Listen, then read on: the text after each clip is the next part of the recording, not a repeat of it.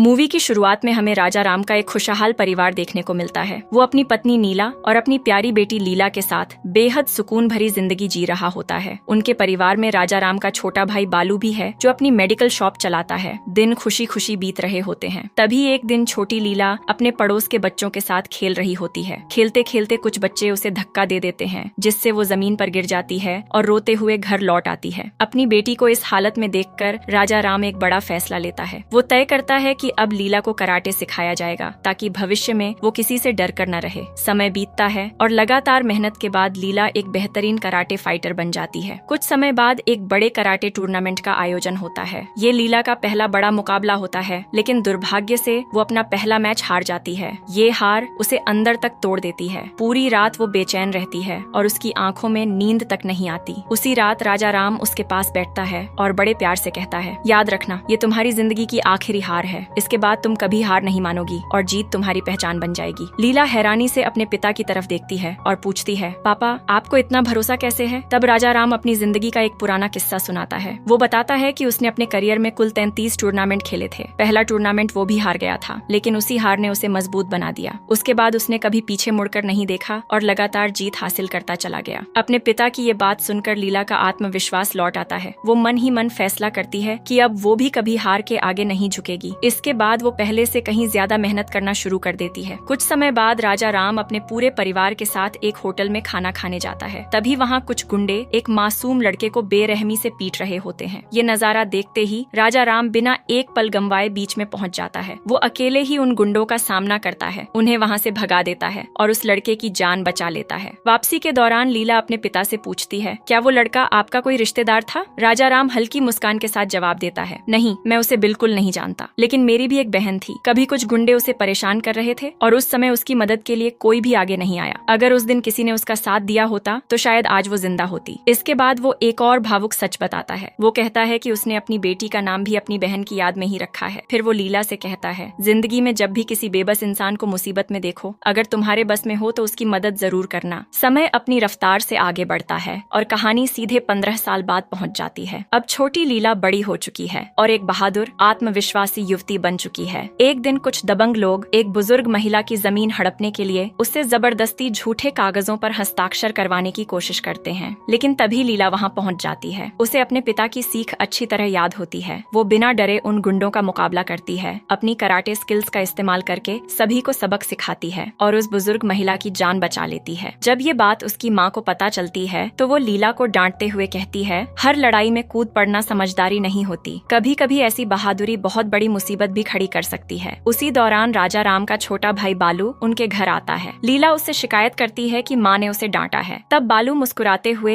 एक ऐसा राज खोलता है जिसे सुनकर लीला भी हैरान रह जाती है। वो बताता है कि राजा राम अपने करियर में सिर्फ एक ही टूर्नामेंट हारा था और उसे हराने वाला कोई और नहीं बल्कि उसकी अपनी पत्नी थी। यहीं से पता चलता है कि लीला की माँ भी एक शानदार ब्लैक बेल्ट कराटे चैंपियन रह चुकी है। इसके बाद लीला एक सॉफ्टवेयर कंपनी में सॉफ्टवेयर इंजीनियर की नौकरी शुरू करती है, लेकिन उसका टीम लीडर उसके साथ बदतमीजी करने की कोशिश करता है। लीला चुप रहने वालों में से नहीं होती। वो पूरे आत्मविश्वास के साथ उसका सामना करती है और उसे ऐसा सबक सिखाती है कि पूरे ऑफिस में उसकी चर्चा होने लगती है। अब ऑफिस के सभी लोग लीला को सिर्फ एक इंजीनियर नहीं बल्कि एक निडर फाइटर के रूप में देखने लगते हैं। दूसरी ओर कहानी में वरुण की एंट्री होती है। वो एक बेहद अमीर और प्रभावशाली बिजनेसमैन है, लेकिन उसके कई गैरकानूनी धंधे भी चलते हैं। वरुण एक पहाड़ी इलाके में माइनिंग प्रोजेक्ट शुरू करना चाहता है। समस्या ये होती है कि उस इलाके में लगभग 1500 परिवार रहते हैं जिनकी पूरी जिंदगी खेती पर निर्भर है। वरुण हिसाब लगाता है कि अगर वो वहाँ माइनिंग शुरू कर दे तो उसे लगभग 7,000 करोड़ रुपए का मुनाफा होगा। इसी लालच में वो उन सभी परिवारों को वहाँ से हटाने की योजना बनाता है। इस काम के लिए वो कमला नाम के एक ताकतवर आदमी से मिलता है। कमला साफ कहता है कि अगर उसे 1000 करोड़ रुपए मिल जाएं तो वो पूरा इलाका खाली करवा देगा। थोड़ी बातचीत के बाद वरुण ये सौदा मंजूर कर लेता है। उसके हिसाब से ये डील अब भी उसके लिए बेहद फायदेमंद साबित होने वाली थी। इसी बीच कहानी में एक और खतरनाक किरदार की एंट्री होती है, इब्राहिम। वो अंडरवर्ल्ड का बेहद खौफनाक डॉन है। पुलिस लंबे समय से उसकी तलाश कर रही होती है और उसके खिलाफ देखते ही गोली मारने तक के आदेश जारी किए जा चुके होते हैं। उधर वरुण सीधे इब्राहिम के पास पहुंचता है और उसे एक बेहद अहम जिम्मेदारी सौंपता है। उसे पूरे 1000 करोड़ रुपए कमला तक सुरक्षित पहुंचाने होते हैं। ये काम सुनते ही इब्राहिम के दिमाग में एक बेहद चालाक योजना तैयार हो जाती है। वो पूरी रकम दुबई में रहने वाले एक शेख के पास भिजवा देता है। साथ ही जिस बैंक अकाउंट में पैसे ट्रांसफर होने हैं उसकी पूरी जानकारी भी उस तक पहुंचा दी जाती है। असल योजना ये होती है कि शेख इन पैसों को कानूनी तरीके से व्हाइट मनी में बदलकर तय किए गए अकाउंट में ट्रांसफर कर देगा, लेकिन इतनी बड़ी रकम के लिए एक खास सुरक्षा व्यवस्था भी बनाई जाती है। इब्राहिम 100 रुपए के नोट का सीरियल नंबर शेख को बता देता है और ये तय होता है कि जो भी व्यक्ति वो असली नोट लेकर शेख के पास पहुंचेगा, नंबर की पुष्टि होने के बाद उसी के कहने पर पूरे 1000 करोड़ रुपए ट्रांसफर कर दिए जाएंगे। इसके बाद इब्राहिम उसी खास नोट को वरुण तक पहुंचाने के लिए कार से निकल पड़ता है, मगर किस्मत को कुछ और ही मंजूर होता है। रास्ते में पुलिस से बचकर भाग रहा एक नशे में धुत युवक तेज रफ्तार से अपनी कार दौड़ा रहा होता है। अचानक उसकी गाड़ी इब्राहिम की कार से जोरदार टक्कर मार देती है। एक भयानक हादसा होता है। इब्राहिम गंभीर रूप से घायल हो जाता है और उसे तुरंत अस्पताल में भर्ती कराया जाता है। दूसरी तरफ वरुण अपनी राजनीतिक ताकत का इस्तेमाल करके उन 1500 परिवारों को उनकी जमीन से बेदखल करने की कोशिश जारी रखता है, लेकिन तभी एक ईमानदार पत्रकार उसके खिलाफ अखबार में एक खुलासा करता है। ये खबर पढ़ते ही वरुण का गुस्सा 7वें आसमान पर पहुंच जाता है। वो अपने भरोसेमंद गुर्गे गुना को आदेश देता है कि उस पत्रकार को किसी भी कीमत पर जिंदा न छोड़ा जाए। गुना ये काम अपने भाई शेखर को सौंप देता है। शेखर अपने आदमियों के साथ पत्रकार के घर पहुंचता है और बेहद बेरहमी से पूरे परिवार को जिंदा जलाकर मार डालता है। इसी बीच वरुण को खबर मिलती है कि इब्राहिम अस्पताल में भर्ती है। ये सुनकर वो बुरी तरह घबरा जाता है। उसे सिर्फ इब्राहिम की जान की चिंता नहीं होती, बल्कि उस 100 रुपए के नोट की भी फिक्र सताने लगती है, क्योंकि वही नोट पूरे 1000 करोड़ रुपए के ट्रांसफर की इकलौती चाबी था। यही वजह थी कि वो तुरंत गुना को आदेश देता है, इब्राहिम हर हाल में जिंदा मेरे पास पहुंचना चाहिए। कुछ ही देर बाद गुना और उसकी पूरी गैंग भारी हथियारों के साथ अस्पताल पहुंच जाती है। पुलिस उन्हें देखते ही समझ जाती है कि उनका असली निशाना इब्राहिम है। देखते ही देखते अस्पताल का माहौल तनाव से भर जाता है। स्थिति को काबू में रखने के लिए एक इंस्पेक्टर इब्राहिम पर बंदूक तान देता है और जोर से चेतावनी देता है, अगर तुम लोग पीछे नहीं हटे तो मैं अभी इसी वक्त इसे गोली मार दूंगा। जब सामने वाले पीछे नहीं हटते तो इंस्पेक्टर इब्राहिम के पैर में गोली चला देता है। ये देखकर गुनाह के आदमी घबरा जाते हैं और फिलहाल पीछे हटने में ही अपनी भलाई समझते हैं, लेकिन इंस्पेक्टर के मन में एक सवाल लगातार घूम रहा होता है, आखिर एक अपराधी को बचाने के लिए इतने लोग अपनी जान जोखिम में क्यों डाल रहे हैं। यही सोचकर वो अस्पताल की सुरक्षा और भी कड़ी करवा देता है और इब्राहिम की असली पहचान की जानकारी जुटाने निकल पड़ता है। कुछ समय बाद अचानक उसे एक इमरजेंसी कॉल आती है। वो तुरंत अस्पताल लौटता है, लेकिन वहाँ का नजारा देखकर उसके पैरों तले जमीन खिसक जाती है। करीब 15 पुलिस कांस्टेबल लाशों में बदल चुके होते हैं और इब्राहिम कहीं दिखाई नहीं देता। वहाँ एक घायल कांस्टेबल अभी भी जिंदा होता है। वो कांपती आवाज में बताता है कि ये हमला किसी गैंग ने नहीं किया, ये सब इब्राहिम ने अकेले किया है। इसके बाद कहानी फ्लैशबैक में चली जाती है। होश आने पर इब्राहिम महसूस करता है कि उसके पैर में गोली लगी है और चारों तरफ पुलिस का कड़ा पहरा है। खुद को घिरा हुआ देखकर वो अचानक हमला कर देता है। एक एक करके सभी पुलिस वालों को बेरहमी से मौत के घाट उतार देता है और अस्पताल से फरार हो जाता है। अब पुलिस को उसकी असली पहचान भी पता चल जाती है। एसपी तुरंत इंस्पेक्टर को फोन करके बताता है कि इब्राहिम कोई मामूली अपराधी नहीं, बल्कि अंडरवर्ल्ड का बेहद खतरनाक डॉन है, जिसने 15 पुलिस वालों की हत्या करके फरार होने में कामयाबी हासिल कर ली है। उधर अस्पताल से निकलने के बाद इब्राहिम सीधे गुनाह के अड्डे पर पहुंचता है। वो साफ कहता है कि अगले दिन रात तक उसे वो खास 100 रुपए वाला नोट लेकर दुबई पहुंचना ही होगा। साथ ही वो ये भी बताता है कि पुलिस अब उसके पीछे पड़ चुकी है, इसलिए एयरपोर्ट तक सुरक्षित पहुंचाने की पूरी जिम्मेदारी गुनाह की होगी। इसके बाद इब्राहिम अपने डॉक्टर से फोन पर बात करता है। डॉक्टर उसे कुछ जरूरी इंजेक्शन और दवाइयां तुरंत लेने की सलाह देता है। गुनाह समझ जाता है कि बिना डॉक्टर की पर्ची के इतनी आसानी से दवाइयां नहीं मिलेंगी। तभी उसकी गैंग का एक नया सदस्य वहाँ आता है। वो एक शातिर जेब कतरा होता है जो कुछ ही समय पहले जेल से रिहा हुआ था। गुनाह उसे दवाइयां लाने का आदेश देता है। वो जेब कतरा सुरक्षा के लिए हाथ में चाकू लेकर पास की एक मेडिकल शॉप में पहुंच जाता है। लेकिन कहानी में एक और बड़ा मोड़ आता है। वह मेडिकल स्टोर किसी और का नहीं बल्कि बालू का होता है। संयोग से बालू किसी जरूरी काम से बाहर गया होता है, इसलिए दुकान की पूरी जिम्मेदारी उसने लीला को सौंप रखी होती है। उधर राजा राम भी घर से बाहर निकला हुआ होता है। जैसे ही वो अपराधी दुकान में दाखिल होता है, उसकी नजर अकेली खड़ी लीला पर पड़ती है। वो कुछ इंजेक्शन और दवाइयां मांगता है। लीला नियम के मुताबिक उससे डॉक्टर की प्रिस्क्रिप्शन दिखाने को कहती है, लेकिन उसके पास कोई प्रिस्क्रिप्शन नहीं होती। एक पल के लिए लीला अपने मन में उलझ जाती है। उसे अपनी माँ की बात याद आती है। हर मामले में जरूरत से ज्यादा दखल देना कभी कभी भारी पड़ सकता है। यही सोचकर बिना ज्यादा सवाल किए वो आखिरकार उसे जरूरी दवाइयां दे देती है। दवाइयां लेकर वो आदमी मेडिकल शॉप से बाहर निकल जाता है, लेकिन जाते जाते उसकी नजर बार बार लीला पर टिक जाती है। उसे एहसास होता है कि पूरी दुकान में सिर्फ एक लड़की अकेली है। तभी उसकी नजर लीला के गले में पहनी हुई मोटी सोने की चेन पर पड़ती है और उसके मन में लालच जाग उठता है। वो तुरंत वापस दुकान के अंदर अंदर आता है और धमकी भरे अंदाज में कहता है, अपने गले की चेन उतारो और चुपचाप मुझे दे दो। इतना सुनते ही लीला का गुस्सा भड़क उठता है। वो बिना डरे उस बदमाश पर टूट पड़ती है और कराटे के दम पर उसकी जबरदस्त पिटाई कर देती है। शोर सुनकर आसपास के लोग भी वहाँ जमा हो जाते हैं। थोड़ी ही देर में पुलिस पहुँचती है और उस आदमी के साथ उसके 2 साथियों को भी गिरफ्तार करके थाने ले जाती है। उधर इब्राहिम दर्द से बुरी तरह तड़प रहा होता है। काफी देर तक दवाइयाँ न पहुँचने पर वो उस आदमी को फोन करता है। सामने से जवाब मिलता है कि पुलिस ने उसे गिरफ्तार कर लिया है। इसके बाद वो मेडिकल शॉप में हुई पूरी घटना विस्तार से बता देता है। इब्राहिम तुरंत पूछता है, क्या मेरे खिलाफ FIR दर्ज हुई है? वो आदमी जवाब देता है, अभी नहीं, क्योंकि मेडिकल शॉप वाली लड़की और उसके पिता अभी तक शिकायत दर्ज कराने नहीं आए हैं। लेकिन अगर उन्होंने शिकायत कर दी तो पुलिस तुरंत मामला दर्ज कर देगी। ये सुनते ही इब्राहिम सीधे गुना के पास पहुंचता है और कहता है कि वो बाप बेटी किसी भी हालत में पुलिस स्टेशन नहीं पहुंचने चाहिए, वरना जांच शुरू होते ही पूरा खेल बिगड़ जाएगा। आखिरकार दोनों फैसला करते हैं कि पूरे परिवार को उनके घर पर ही खत्म कर दिया जाए। गुना तुरंत अपने भाई शेखर को बुलाकर आदेश देता है कि मेडिकल शॉप वाली लड़की, उसके पिता और घर में मौजूद हर इंसान को मार डाला जाए। शेखर मुस्कुराते हुए कहता है, इतने छोटे काम के लिए 10 लोगों की जरूरत नहीं है, 5 आदमी ही काफी हैं। वो 5 गुर्गों के साथ राजा राम के घर पहुंच जाता है, लेकिन उसे जरा भी अंदाजा नहीं होता कि जिस परिवार पर वो हमला करने आया है, पूरा परिवार कराटे में माहिर है। जैसे ही वे घर के अंदर घुसते हैं, राजा राम का परिवार उनका डट कर सामना करता है। कुछ ही मिनटों में 5 हमलावर मारे जाते हैं। इसके बाद परिवार उनकी लाशों को घर के पीछे एक गड्ढा खोदकर दफना देता है, ताकि किसी को इस घटना का पता न चल सके। इसी बीच वरुण इब्राहिम को फोन करके याद दिलाता है कि अगले दिन रात तक 1000 करोड़ रुपए ट्रांसफर होने ही चाहिए, इसलिए वो उस खास 100 रुपए के नोट की मांग करता है। इब्राहिम अपना पर्स ढूंढता है, लेकिन वो कहीं नहीं मिलता। उसके आदमी एक भूरा पर्स लेकर आते हैं, मगर खोलने पर पता चलता है कि वो शेखर का पर्स है। फ्लैशबैक में दिखाया जाता है कि जल्दबाजी में शेखर गलती से इब्राहिम का पर्स अपना समझकर उठा लाया था और वही पर्स उसके साथ राजा राम के घर पहुंच गया। इब्राहिम बार बार शेखर को फोन करता है, लेकिन कोई जवाब नहीं मिलता। ये देखकर वो घबरा जाता है और अपने कुछ और आदमी वहां भेज देता है। रास्ते में उन्हें शेखर की पंचर कार मिलती है। गुना को शक होता है कि शायद पुलिस ने उसके भाई को पकड़ लिया है, इसलिए वो अपने एक आदमी को थाने भेजकर सच्चाई पता करने को कहता है। उसी समय राजा राम और लीला भी पुलिस स्टेशन पहुंचते हैं और इंस्पेक्टर से कहते हैं कि वे कोई शिकायत दर्ज नहीं कराना चाहते। तभी गुना का फोन आता है। वो इंस्पेक्टर को धमकी देता है कि अगर शेखर को तुरंत रिहा नहीं किया गया तो उसका पूरा परिवार मार दिया जाएगा। इंस्पेक्टर ये सुनकर हैरान रह जाता है, क्योंकि उसने शेखर को गिरफ्तार ही नहीं किया था। राजा राम और लीला तुरंत समझ जाते हैं कि इंस्पेक्टर का परिवार बड़ी मुसीबत में है। तभी राजा राम को अपने कराटे स्कूल का एक पुराना छात्र याद आता है, जो पुलिस विभाग में काम करता है। वो बिना देर किए उससे मिलने निकल पड़ता है। दूसरी तरफ इब्राहिम सच्चाई जानने के लिए सीधे राजा राम के घर पहुंच जाता है। घर पर उस समय नीला और लीला मौजूद होती है। दोनों उन्हें देखते ही समझ जाती हैं कि ये उसी गैंग के लोग हैं जिन्होंने पहले हमला किया था। वे तुरंत तेज आवाज में म्यूजिक चला देती हैं, ताकि लड़ाई की आवाज बाहर न जा सके। इब्राहिम ठंडी मुस्कान के साथ कहता है, मैं यहाँ डराने नहीं, तुम सबका अंत करने आया हूँ। इतना कहकर वो दोनों पर हमला कर देता है और उन्हें जमीन पर गिरा देता है। उसी वक्त एक पड़ोसी तेज म्यूजिक सुनकर हैरान हो जाता है। उसे कुछ गड़बड़ होने का एहसास होता है, इसलिए वो तुरंत राजा राम को फोन करके कहता है, तुम्हारे घर में बहुत तेज म्यूजिक बज रहा है, मुझे मामला ठीक नहीं लग रहा। राजा राम तुरंत समझ जाता है कि उसके घर पर हमला हुआ है। वो बिना एक पल गवाए घर लौटता है और इब्राहिम से भिड़ जाता है। दोनों के बीच जबरदस्त लड़ाई शुरू हो जाती है, लेकिन मौका देखकर इब्राहिम किचन में रखा प्रेशर कुकर उठाकर राजा राम के सिर पर जोरदार वार कर देता है। इस अचानक हुए हमले से राजा राम बेहोश होकर जमीन पर गिर पड़ता है। इब्राहिम बड़ा चाकू उठाकर राजा राम को खत्म करने ही वाला होता है कि तभी बालू वहां पहुंच जाता है। इब्राहिम को लगता है कि वो आसानी से उसे भी हरा देगा, लेकिन अगले ही पल उसे पता चलता है कि बालू भी कराटे का माहिर खिलाड़ी है। इसके बाद दोनों के बीच जबरदस्त मुकाबला शुरू हो जाता है। कुछ ही देर में राजा राम को भी होश आ जाता है। नीला और लीला भी फिर से लड़ाई में शामिल हो जाती हैं। अब पूरा परिवार एक साथ मिलकर इब्राहिम पर टूट पड़ता है और उसे बुरी तरह घायल कर देता है। इसी दौरान उन्हें इंस्पेक्टर के परिवार की लोकेशन का पता चल जाता है। राजा राम और लीला तुरंत वहां पहुंचते हैं, जहां गुना और उसकी गैंग पहले से मौजूद होती है। दोनों मिलकर इंस्पेक्टर के परिवार को सुरक्षित बचा लेते हैं और गुनाह को पकड़कर उससे पूरी सच्चाई उगलवा लेते हैं। गुनाह बताता है कि इस पूरे खेल के पीछे असली मास्टरमाइंड बिजनेसमैन वरुण है। उसे उस खास 100 रुपए के नोट की जरूरत है, जिसके सीरियल नंबर की मदद से 1000 करोड़ रुपए ट्रांसफर होने वाले हैं। बदले में पहाड़ी के नीचे रहने वाले 1500 परिवारों को उनकी जमीन से हटाकर वहां माइनिंग शुरू की जानी थी। ये सच्चाई सामने आते ही राजा राम और लीला गुना का हमेशा के लिए अंत कर देते हैं। इसके बाद राजा राम अपने भाई बालू को फोन करके कहता है कि शेखर की लाश की जेब अच्छी तरह चेक करे। उन्हें उम्मीद होती है कि शायद वही खास नोट वहीं मिल जाए। अब राजा राम फैसला करता है कि वो नोट किसी भी कीमत पर वरुण के हाथ नहीं लगने देगा, क्योंकि अगर ऐसा हुआ तो उन 1500 परिवारों की जिंदगी पूरी तरह तरह बर्बाद हो जाएगी। इसके बाद पूरा परिवार मिलकर इब्राहिम का भी अंत कर देता है और उसकी लाश को भी घर के पीछे दफना देता है ताकि उनके खिलाफ कोई सबूत न बच सके। अब राजा राम और लीला समझ जाते हैं कि इन सारी घटनाओं के पीछे असली खतरा सिर्फ वरुण है। जब तक वो जिंदा रहेगा न जाने कितने मासूम लोगों की जिंदगी खतरे में पड़ती रहेगी। दोनों सीधे वरुण के ठिकाने पर पहुंचते हैं। वहाँ एक आखिरी और बेहद खतरनाक मुकाबला होता है। लंबी लड़ाई के बाद आखिरकार वरुण भी मारा जाता है और उसकी पूरी साजिश हमेशा के लिए खत्म हो जाती है। सबसे खास बात ये होती है कि राजा राम और उसका परिवार अपने पीछे कोई भी ऐसा सबूत नहीं छोड़ता जिससे उन पर शक किया जा सके। सब कुछ इतनी सफाई से होता है कि पुलिस के हाथ कुछ भी नहीं लगता। इसके बाद कहानी 3 महीने आगे बढ़ जाती है। पूरे 3 महीने बीत चुके होते हैं, लेकिन पुलिस अब तक ये पता नहीं लगा पाती कि वरुण, इब्राहिम, गुना